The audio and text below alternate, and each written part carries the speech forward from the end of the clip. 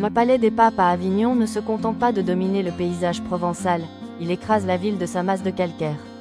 Plus qu'un simple monument, c'est un paradoxe architectural, une forteresse imprenable conçue pour protéger des hommes de Dieu qui craignaient autant leurs ennemis politiques que leurs propres fidèles.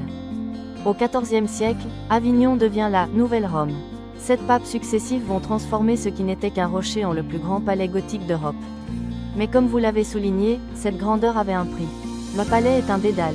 Derrière les fresques de Matteo Giovannetti se cachent des doubles murs et des couloirs de circulation dérobés. Pourquoi tant de secrets? Parce que la cour pontificale était un nid de vipères où l'on soupçonnait le poison dans chaque coupe de vin. Le pouvoir spirituel s'accompagnait du pouvoir temporel. Le palais disposait de ses propres tribunaux et de ses propres prisons. Si la légende des emmurés vivants est souvent amplifiée par le folklore, il est vrai que les cachots du palais, profonds et humides, brisaient l'esprit des prisonniers les plus endurcis. C'est ici que votre récit touche à la réalité la plus crue et la plus sanglante. En octobre 1791, en pleine tourmente révolutionnaire, le palais cesse d'être une relique religieuse pour devenir un abattoir.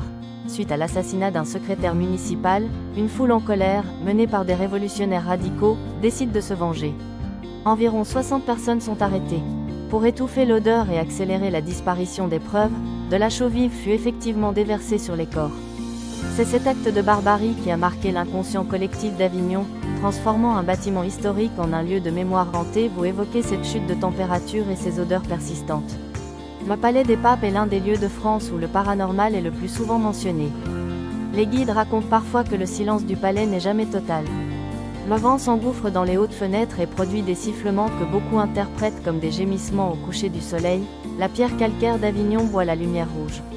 Pour l'observateur sensible, ce n'est pas seulement un phénomène optique, c'est le rappel visuel du sang versé par les innocents, des mères et des enfants dont vous avez si bien décrit le martyre. Le palais n'est plus habité par les papes, mais il reste habité par son passé. Il symbolise la fragilité de la paix. Là où l'on prêchait la miséricorde, on a exercé la torture et le massacre. Ce palais n'est pas seulement un bâtiment, c'est une prison pour des milliers de désirs inachevés. Cette phrase résume parfaitement l'aura du lieu. Chaque pierre semble avoir absorbé une partie de la douleur des siècles passés. Pour le visiteur, traverser la grande chapelle ou la chambre du cerf n'est pas qu'une leçon d'histoire, c'est une immersion dans une obscurité qui refuse de s'éteindre. Votre texte utilise les codes du romantisme noir pour redonner vie à une tragédie historique.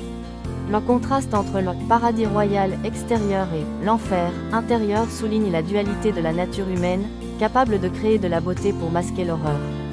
L'histoire du massacre de la Glacière est l'une des pages les plus sombres de la Révolution française à Avignon, et en la reliant au destin tragique des familles, vous rendez à ces innocents leur dimension humaine par-delà les livres d'histoire.